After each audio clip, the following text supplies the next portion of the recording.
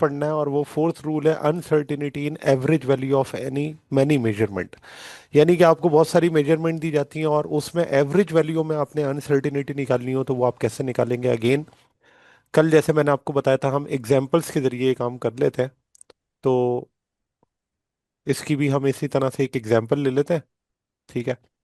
और उस एग्जाम्पल में ये है कि लेट से मेरे पास ना एक रिकॉर्डिंग, यानी कि एक स्मॉल रेडियस सिलेंडर है, उसके रेडियस मुझे पता है, ठीक है ना? और वो रेडियस इस तरह से है कि R1 गिवन है, ये आपकी बुक की एग्जांपल है, 1.50 सेंटीमीटर। R2 गिवन है 1.51 सेंटीमीटर। और R3 गिवन है 1.52 सेंटीमीटर। ठीक है, इसको मैं लिख देता हूँ, R3 1.52 सेंटीमीटर। तो ये तीन हमें क्या है, रेडियस गिवन है। अब आपने क्या करना है, अनसर्टिनिटी कैलकुलेट करनी है, लेकिन सबसे पहले एवरेज वैल्यू इसकी फाइंड आउट करनी है। तो देखिए, एवरेज निकालने के लिए बहुत सिंपल है, हम क्या करते हैं कि जो भी वैल्यूज है उनको ऐड करते हैं और उनको 3 से क्या कर देते हैं, डिवाइड कर देते हैं। तो एवरेज हम सबसे पहले निकाल लेते हैं अपनी मेजरमेंट का। R is equals to R1 plus R2 plus R3, और इसको डिवाइड कर देते हैं किससे, 3 से। तो जब आप इसको डिवाइड कर देते हैं तो R1 की वैल्यू है 1.5 प्लस 1.51 प्लस 1.52, और डिवाइडेड बाय 3। क्या आंसर आ जाएगा इसका?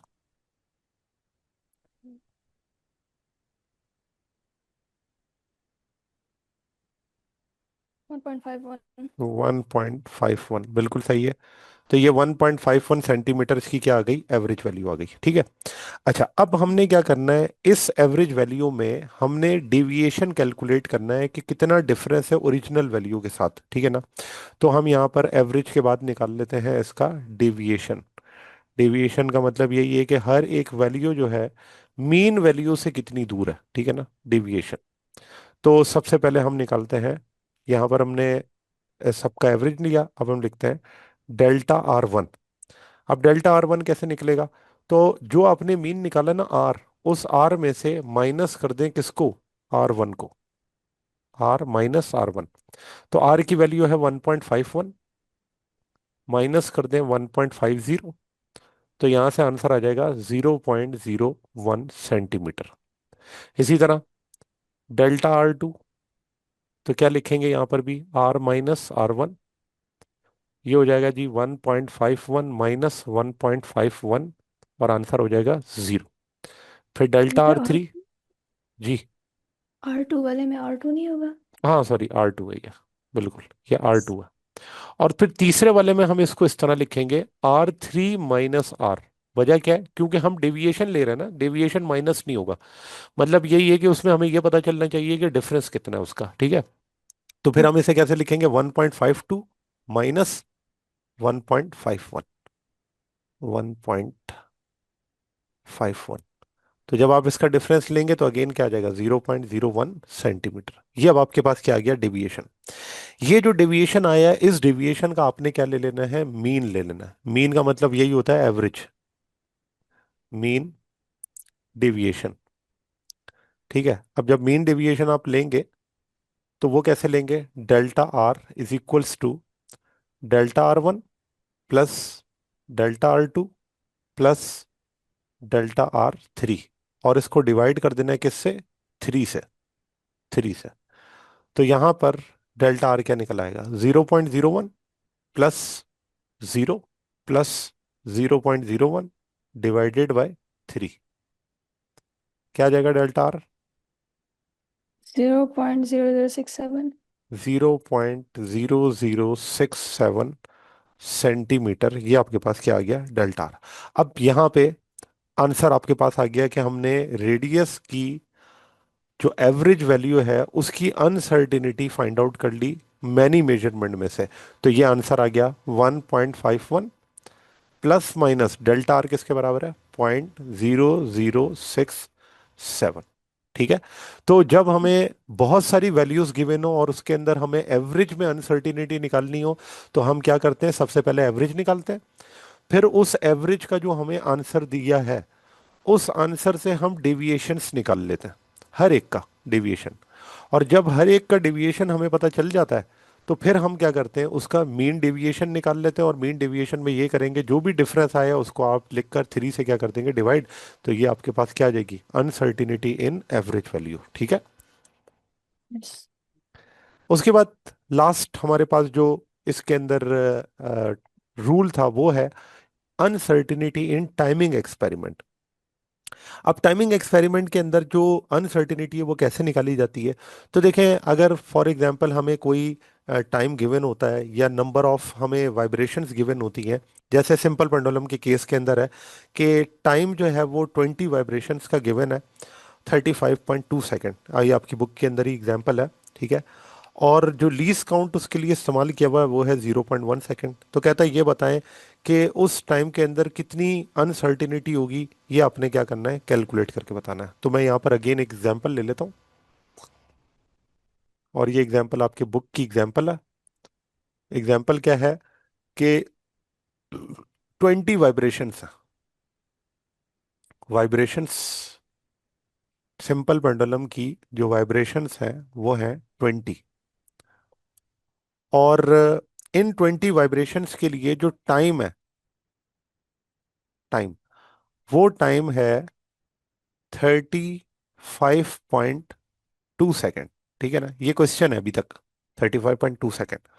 फिर कहते हैं कि जो स्टॉप वॉच उसके लिए यूज की गई है इस टाइम को मेजर करने के लिए, उसका लीस्ट काउंट जो है वो है 0.1 सेकेंड।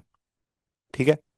अब अगर मैं देखूं कि इसके अंदर जो टाइम और टाइम की अनसर्टेनिटी, जिसे एब्सोल्यूट अनसर्टेनिटी कहते थे ना लीस्ट काउंट को, तो अगर मैं इसको लिखूं तो मैं इस तरह लिख सकता हूं कि टाइम, और इस टाइम में जो अनसर्टेनिटी है वो आपको गिवन है 35.2 प्लस माइनस 0.01 सेकेंड। लेकिन याद रहे कि ये जो हमने टाइम में अनसर्टिनिटी और टाइम निकाला, ये कितने वाइब्रेशंस के लिए है, 20 वाइब्रेशंस के लिए। अब हमें क्या करना है, हमें ये फाइंड आउट करना है किसके लिए, एक वाइब्रेशन के लिए।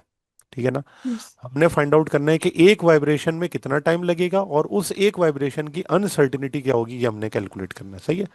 तो हम लिख देते हैं फॉर वन वाइब्रेशन। तो एक वाइब्रेशन के लिए ये काम कैसे हम करेंगे, तो देखें, एक वाइब्रेशन के लिए हमें करना है, तो उसके लिए हमारे पास जो फार्मूला है वो ये है कि जो भी आपके पास टाइम है, टी, उसको आप कैसे कैलकुलेट करेंगे। जो भी आपके पास टाइम है, उस टाइम को वाइब्रेशन से क्या कर देंगे, divide. Total time divided by number of vibration, number of vibration. अब टोटल टाइम हमारे पास क्या है, 35.2। और 35.2 को कितनी वाइब्रेशन से, 20 से क्या करते हैं, डिवाइड। तो जब हम डिवाइड करेंगे तो ये जो हमें टाइम आएगा, वो टाइम कितनी वाइब्रेशन का होगा, वन वाइब्रेशन का। कितना आ जाएगा ये, 21 से 20, मेरे ख्याल में one point 20, 1.76 seven six second. ठीक हो गया। तो ये आपके पास टाइम आ गया फॉर वन वाइब्रेशन। इसे मैं इस तरह लिखता हूँ, T plus delta T is equals to, तो यहाँ पर आंसर आएगा 1.76। अब आती है बात किसकी, अनसर्टिनिटी की। ठीक है ना। तो अब हम अनसर्टिनिटीज की कैसे निकालेंगे, असल तो यही रूल तो हमें एक्चुअली इसी के लिए पढ़ाया जा रहा है ना, क्योंकि ये चीजें तो आसान थी, ये तो हम पहले भी कैलकुलेट कर चुके हैं। ठीक है। अब आते हैं अनसर्टिनिटी पे। तो अनसर्टिनिटी हम कैसे निकालेंगे, तो उसके लिए अगेन ये फार्मूला है, delta T is equals to. अब देखें, जिस तरह से हमने टोटल टाइम को लिख के 20 से डिवाइड किया ना, उसी तरह हम ये करेंगे कि हमारी जो लीस्ट काउंट है, अच्छा वो लीस्ट काउंट 0.1 था, मैंने यहाँ पर 0.01 लिख दिया। अच्छा, तो आपने ये करना है कि जो भी टाइम है लीस्ट काउंट, उसको आपने 20 से क्या कर देना है, डिवाइड कर देना है। पहले मैं ये लिख लेता हूँ ताकि आपको याद रहे कि जो भी आपके लीस्ट काउंट है, उस लीस्ट काउंट को आपने नंबर ऑफ वाइब्रेशन से क्या कर देना है, डिवाइड, नंबर ऑफ वाइब्रेशन। तो लीस्ट काउंट है 0.1, डिवाइड करना है 20 से, तो ये आंसर आपके पास क्या आ जाएगा, 0.005। 0.005 सेकेंड। ठीक है। तो यहां पर आपके पास जो अनसर्टिनिटी आ गई वो आ गई 0.005 और ये हो गया सेकंड। ठीक है। तो ये आपके पास मेथड है अनसर्टिनिटी इन टाइमिंग एक्सपेरिमेंट। तो आपने बस फार्मूला याद रखना है। टोटल टाइम का फार्मूला तो पता ही है, जाहिर सी बात है, एक वाइब्रेशन के लिए आपने डिवाइड ही करना है, और लीस्ट काउंट के लिए भी यही करना है। जितनी वाइब्रेशन है उनको आपने क्या कर देना है, डिवाइड कर देना है। ठीक है। चले अब इसकी कुछ एग्जांपल्स कर लेते हैं, जो कि आपकी बुक में एग्जांपल 1.3 सबसे पहले है। उस एग्जांपल के अंदर ये है कि आपको वोल्टेज और करंट की अनसर्टिनिटी दी हुई है, आपसे कहते हैं रेजिस्टेंस की बताएं। मैंने ये क्वेश्चन आपको पहले इस तरह दिया था कि करंट और रेजिस्टेंस मैंने आपको शायद ऊपर एग्जांपल में समझाया हुआ है, और आपसे कहा है कि रेजिस्टेंस की वैल्यू को फाइंड आउट करके बताएं। तो यहाँ पर हम इस क्वेश्चन को इसी तरह से सॉल्व कर लेते हैं। तो इसमें हमें जो डेटा गिवन है वो मैं दोबारा से नहीं लिख रहा हूँ, हमने जो फाइंड आउट करना है उसको मैं लिख देता हूँ। हमने फाइंड आउट करना है रेजिस्टेंस, और रेजिस्टेंस में अनसर्टिनिटी क्या होगी। और याद रहे कि ये अनसर्टिनिटी हमें ओहम्स के अंदर मेजर होगी, ठीक है ना, क्योंकि वोल्टेज वोल्ट में है और करंट एम्पियर के अंदर है, तो इसलिए रेजिस्टेंस किस में होगी, ओहम्स में होगी। अब सबसे पहले रेजिस्टेंस फाइंड आउट करें। तो रेजिस्टेंस फाइंड आउट करने के लिए फार्मूला है V अपॉन आई, जो कि ओम्स लॉस है। वोल्टेज हमारे पास है 7.3, तो यहां आपने लिख दिया 7.3। करंट आपके पास है 2.73, 2.73। तो जब आप इन दोनों को डिवाइड करते हैं तो आपके पास क्या आ जाती है, रेजिस्टेंस आ जाती है। तो क्या आंसर आएगा इसका, 2.7। 2.7, बिल्कुल ठीक है। 2.7 ओहम्स, ये इसकी क्या आ गई, रेजिस्टेंस। तो ये तो काम आसानी था, ये तो हम करते रहते हैं, इसमें कोई मसला नहीं है। असल में तो अब है काम हमारा क्या, कि हमें क्या निकालनी है, अनसर्टिनिटी। तो देखिए ये रूल कौन सा है, अगर आपको याद हो कि हमने 5 रूल्स पढ़े, तो ये कौन से रूल में लाई करता है, डिवीजन का टॉपिक है। इसका मतलब वो तो मल्टीप्लीकेशन, मल्टीप्लिकेशन। हाँ हाँ। Multiplication and division. अब मल्टीप्लिकेशन डिवीजन में हम ये करते थे कि पहले परसेंटेज अनसर्टिनिटी निकाल लें अलग अलग। ठीक है ना, पहले हम वोल्टेज की परसेंटेज अनसर्टिनिटी निकालते हैं, और उसका फार्मूला ये था, percentage uncertainty least count divided by actual value या मेजर्ड वैल्यू। ठीक है। और उसको हम डिवाइड कर देते थे किसके, मल्टीप्लाई कर देते थे किसके साथ, 100 के साथ। तो जो लीस्ट काउंट है वोल्टेज में वो है 0.1, जो यस। वैल्यू है वो है 7.3, मल्टीप्लाई बाय 100। क्या आंसर आ जाएगा, 1.37। 1.37, बिल्कुल ठीक है, 1.37%। अच्छा, और इसी तरह से करंट की हम परसेंटेज अनसर्टिनिटी निकालें, तो वही least count divided by measured value multiply by 100। तो लीस्ट काउंट है 0.051 डिवाइडेड बाय 2.73 मल्टीप्लाई बाय 100। 1.83। 1.83, बिल्कुल सही है। अच्छा, अब ये परसेंटेजेस हमारे पास आ गई, तो हम फाइनली ये करते थे कि टोटल अनसर्टिनिटी निकालने के लिए हम इन परसेंटेजेस को आपस में क्या कर देते थे, ऐड कर देते थे। तो total uncertainty is equals to percentage uncertainty in voltage plus percentage uncertainty in current. तो 1.37 प्लस 1.83, दोनों को आप क्या कर देंगे, add. 3.2। 3.2, three yes. Point two percent ठीक हो गया। अब आपने क्या करना है कि जो हमारे पास आंसर आया रेजिस्टेंस का 2.7, इस 2.7 का आपने 3.2% क्या करना है, कैलकुलेट करना है। तो यहां से यस। आपके पास क्या आ जाएगा, डेल्टा आर। तो हम ये करते हैं, 2.7 मल्टीप्लाई बाय 3.2 डिवाइडेड बाय 100। तो इसको कैलकुलेट करके बताएं क्या आंसर आएगा।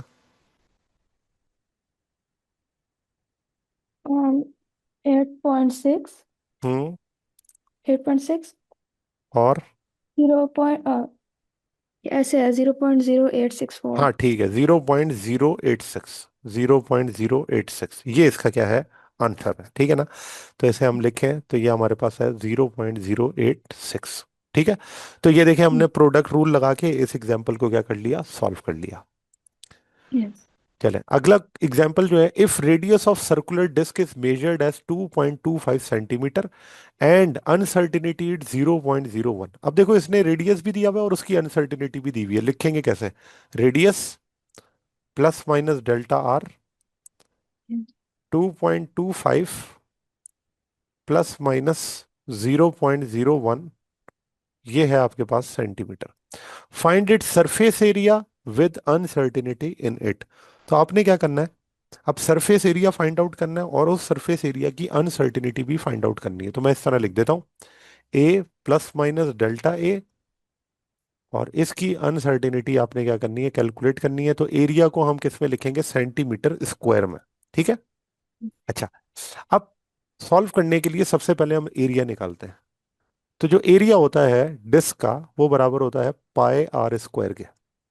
तो हमारे पास रेडियस गिवन है, पाई की वैल्यू है 3.14, आर की वैल्यू है 2.25, और इसका हम ले लेंगे स्क्वायर।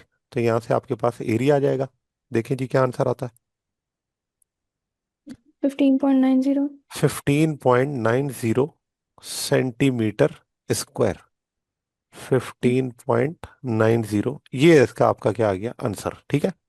अब हमने क्या नहीं करना है, हमने परसेंटेज अनसर्टिनिटी निकालनी है रेडियस में। तो रेडियस की परसेंटेज अनसर्टिनिटी के लिए वही रूल है, लीस्ट काउंट को डिवाइड करना है मेजर्ड वैल्यू से, मल्टीप्लाई करना है 100 से। तो लीस्ट काउंट हमारा है 0.01, डिवाइड कर दिया हमने 2.25 से, मल्टीप्लाई कर दिया 100 से। क्या आंसर आएगा, 0.4। 0.4। अब ये 0.4% आ गया। टोटल अनसर्टिनिटी निकालना है, रूल है पावर का। क्यों, क्योंकि यहाँ पर जो एरिया है उसके अंदर पावर गिवन है। तो टोटल अनसर्टिनिटी हम ये करते थे कि जो भी पावर है उसको मल्टीप्लाई करते थे परसेंटेज अनसर्टिनिटी ऑफ रेडियस से। तो 2 को जब मैं मल्टीप्लाई करूंगा 0.4% से, तो ये मेरे पास आंसर आ जाएगा 0.8%। ठीक है। अब यस। 0.8% आ गया। अब मैंने क्या करना है, मैंने इस 0.8% का जो मेरे पास आंसर आ हुआ है एरिया का, उसका मैंने 0.8% लेना है। तो 15.9, ये था मेरा आंसर, 15.9। और उसका जो है वो हमने क्या करना है, तो ज़रा फाइंड आउट कर लें। 15.90 मल्टीप्लाई बाय 0.8 डिवाइडेड बाय 100, ये आपके पास हो जाएगा डेल्टा ए। 0.13। 13। 0.13, बिल्कुल सही है। 0.13, ये आपके पास क्या है इसका आंसर, 0.13। ठीक हो गया। अच्छा, यस। फिर असाइनमेंट अगला इन्होंने इसी तरह दिया हुआ है, the radius of a circle is measured to be, उसी तरह एरिया फाइंड आउट करना है। और उसके बाद फिर वो कहता है सरकमफेरेंस भी निकालना है, और उसकी भी अनसर्टिनिटी क्या करनी है, फाइंड आउट करनी है। यानी कि एरिया तो वही वाला है जैसे हमने पहले निकाला। अब अगला जो काम है वो ये है कि आपने क्या करनी है, इसकी सरकमफेरेंस को भी फाइंड आउट करना है, और उस सरकमफेरेंस के अंदर अनसर्टिनिटी को भी क्या करना है, फाइंड आउट करना है। तो देखिए सबसे पहले हम इसको इसी तरह से करते हैं कि एरिया निकालने के लिए A is equals to pi R square.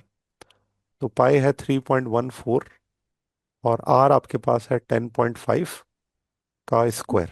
तो यहां से आप एरिया फाइंड आउट करेंगे, क्या आएगा,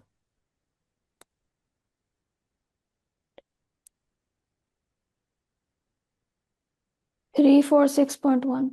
346.1, जी।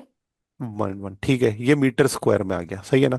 तो हम यहाँ पे लिख देते हैं, एक्चुअली हमें फाइंड आउट क्या करना है, एरिया फाइंड आउट करना है और उसकी अनसर्टिनिटी निकालनी है। तो यहाँ से हमने 346.1 प्लस माइनस ये हमने फाइंड आउट कर लिया, और ये मीटर स्क्वायर के अंदर है। अब एरिया फाइंड आउट कर लिया, तो उसके बाद हमने अगली चीज फाइंड आउट करनी है, अनसर्टिनिटी। अनसर्टिनिटी के लिए सबसे पहले हम रेडियस की परसेंटेज अनसर्टिनिटी निकालेंगे। तो परसेंटेज अनसर्टिनिटी के लिए अब मैं डायरेक्ट लिख रहा हूँ, 0.2 डिवाइडेड बाय 10.5 मल्टीप्लाई बाय 100। 1.90। 1.90, और ये आपके पास जो है परसेंटेज के अंदर आंसर आ गया। अच्छा, अब परसेंटेज आ गई। अब हमने क्या करना होता है, टोटल अनसर्टिनिटी निकालने के लिए पावर रूल है ना। तो 2 यस। को मल्टीप्लाई करना है 1.90% से, 3.8। 3.8%। ठीक है। अब ये 3.8% जो हमारे पास आया है, तो इसको हम क्या करेंगे, 346.1 का 3.8 निकालेंगे। 346.1 मल्टीप्लाई 3.8 डिवाइडेड बाय 100। 13.2। 13.2। ठीक है जी। तो ये हमारे पास आ गया 13.2, और इसकी यूनिट मीटर स्क्वायर, तो यहां पर आपने निकाल लिया 13.2 मीटर स्क्वायर। ठीक है। अच्छा, अब आती है अगली बात। अब वो कहता है ये बताएं सरकमफेरेंस क्या होगा। ठीक है ना। तो सरकमफेरेंस जो होता है वो किसके बराबर होता है? 2 पाई आर के। ठीक है ना।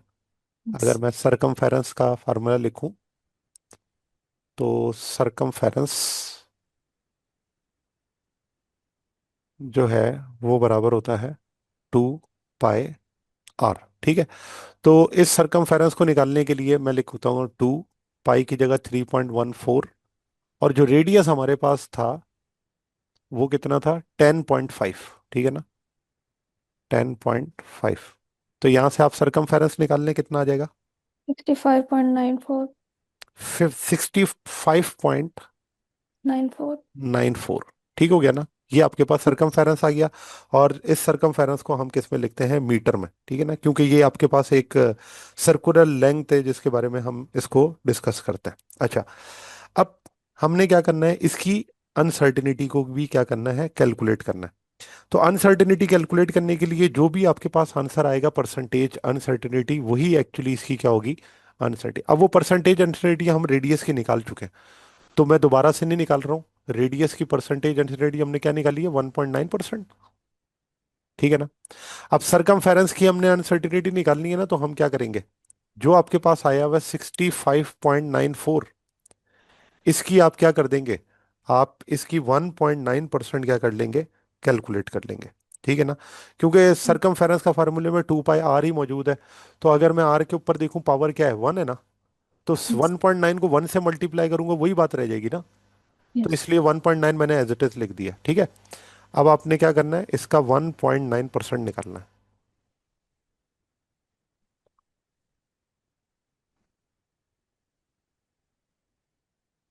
1.25।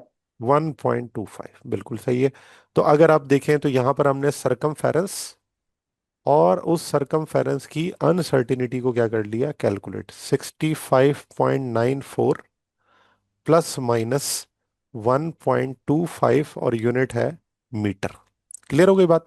तो ये हमने आपके पास अनसर्टिनिटी इन सरकमफेरेंस और अनसर्टिनिटी इन एरिया दोनों क्या कर ली, यहां से फाइंड आउट कर ली। ठीक है। तो ये हमारा जो टॉपिक है यहाँ पे जाके अनसर्टिनिटी का क्लोज हो जाता है जी। इसमें कोई क्वेश्चन है तो पूछ ले।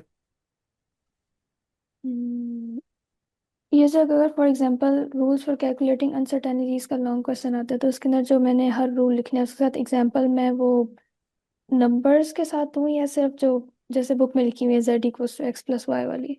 मैं आपको बताता हूँ, अभी तक के जो पेपर्स आए ना, पास पेपर्स, उनमें ओके। अनसर्टिनिटी से रिलेटेड जरूरी ज्यादातर जो है ना वो न्यूमेरिकल आता है। ठीक है ना। वो आपसे रूल्स के बारे में नहीं पूछता।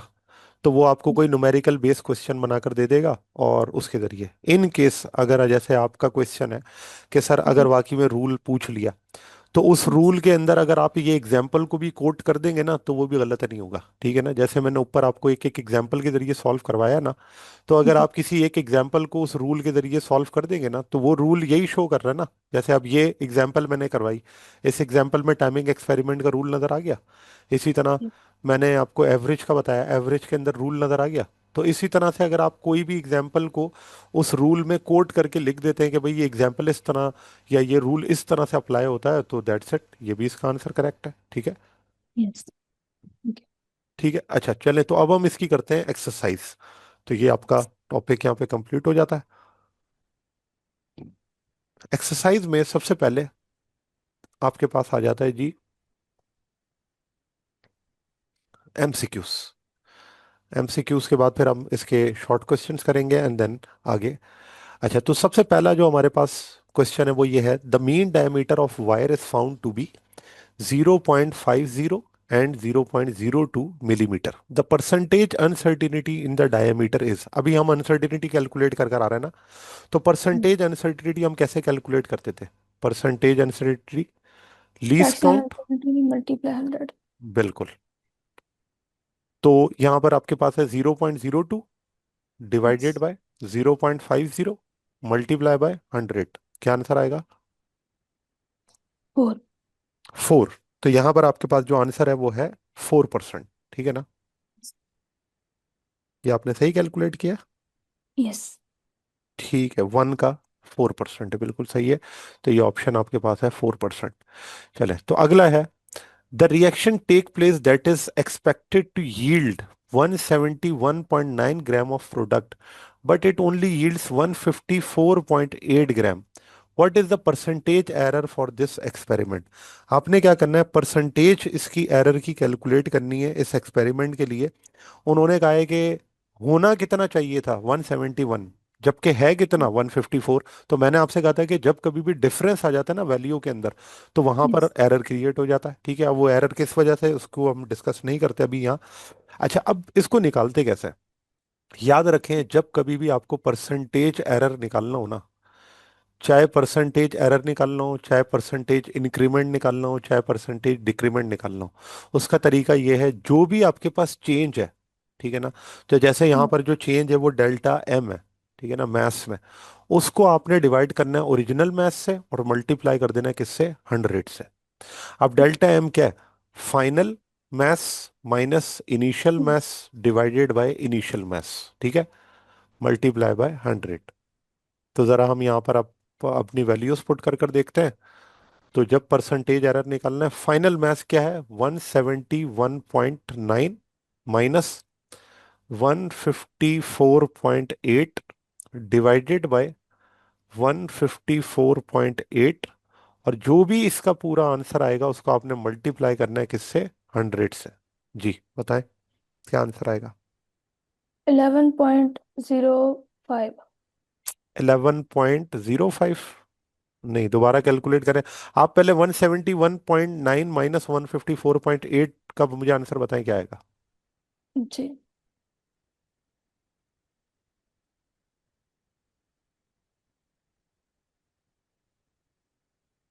एक। अच्छा, ये मेरे से भी मिस्टेक हो गई, यहाँ पे 171.9 है, ओरिजिनल तो ये आपके पास है ना 171.9। ठीक है ना? फाइनल जी। माइनस इनिशियल, ये ओरिजिनल मैथ, ओरिजिनली आपके पास 171 गिवन था ना। जी।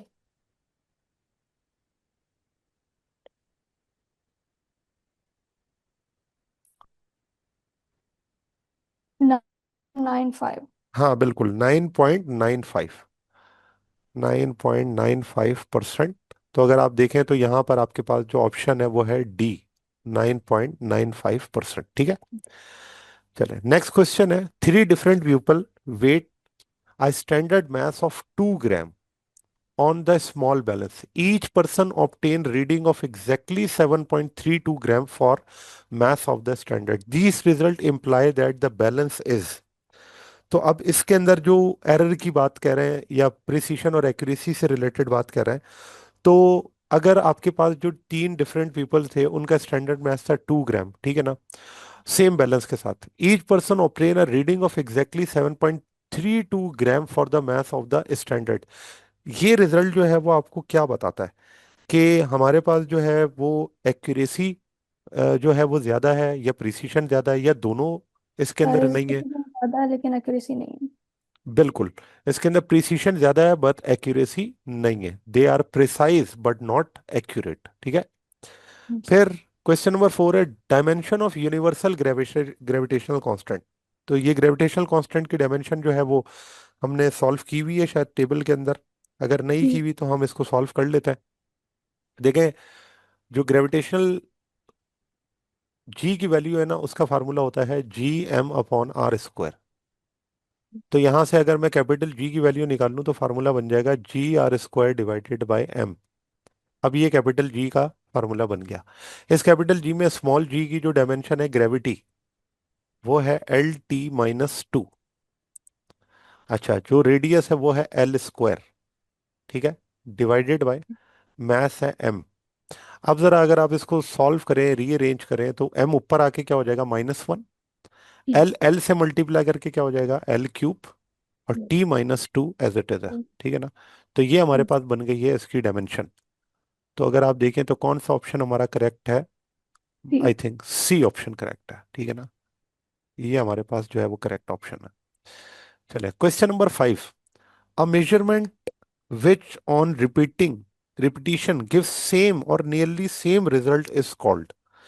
तो अगर आप बार बार एक ही वैल्यू को कर रहे हैं और वो बार बार जो है वो सेम रिजल्ट दे रही है रिपीटिशन पर, तो उसे हम क्या कहेंगे, वो एक्यूरेट है या प्रिसाइज है? प्रिसाइज। प्रिसाइज है। तो यहां पर जो ऑप्शन आपके पास है वो है प्रिसाइज। यस। फिर आ जाता है क्वेश्चन नंबर 6। कहते हैं a student is measuring the time of an event by using a stop watch, he takes 5 measurement, total number of measurement है 5, और उसकी वैल्यू क्या है, 3 सेकेंड, 3.2 सेकेंड, 3.4 सेकेंड, 2.8 सेकेंड और 3.1 second. What are the uncertainty in the result? आपने क्या करना है, अनसर्टिनिटी निकालनी है। तो ये एक तरह से देखा जाए तो टाइमिंग एक्सपेरिमेंट है, ठीक है ना। अब इस टाइमिंग एक्सपेरिमेंट के अंदर अभी मैंने आपको बताया था कि किस तरह से हम सॉल्व करते हैं। हम सबसे पहले ले लेते हैं इसका एवरेज, ठीक है ना। तो एवरेज हम लेते हैं 3 + 3.2 +3.4 +2.8 +3.1, और इसको डिवाइड कर देते हैं किससे, 5 से, ठीक है। तो ये आपके थ्री पास है पॉइंट 5। वन जी कितना आ रहा है? 3.1। 3.1 सेकेंड। फिर हम क्या करते थे, इसका एवरेज लेते थे। अब मैं ज़रा डायरेक्ट लिख रहा हूँ इसके अंदर, ठीक है ना। ये आपके पास टाइमिंग था, तो डेल्टा टी के लिए हम यहाँ पे डिफरेंस लेते हैं। देखिए 3.1 में से 3 अगर मैं निकालूंगा तो 0.1 बचेगा, प्लस 3.2 में से अगर मैं 3.1 निकालूं, ये 3.2 है और ये 3.1 है, तो डिफरेंस जब लेंगे तो यहाँ पर अगेन क्या आ जाएगा, 0.1, प्लस इसी तरह 3.4 में से अगर 3.1 निकालें तो फिर आपके पास आंसर आ जाएगा कितना, 0.2। 4 में से 1 निकालेंगे 0.3 हो जाएगा, ठीक है ना। 3.4 माइनस 3.1, ठीक है। अच्छा उसके बाद 3.1 में से 2.8 निकालेंगे, 0.3 आ जाएगा। और फिर 3.1 में से 3.1 निकालेंगे, 0 आ जाएगा। अगेन डिवाइड किससे करना है, 5 से। 5 से। तो मुझे बताएं, इन सबको ऐड करके 5 से डिवाइड करें, बताएं डेल्टा टी क्या आएगा।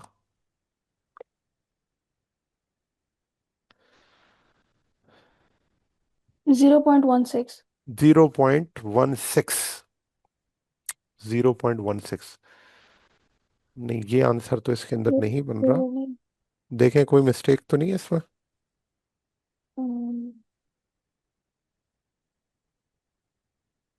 3, 3.2, 3.4, 2.8 और ऐसे 3। क्या आ रहा है? क्या आ रहा है?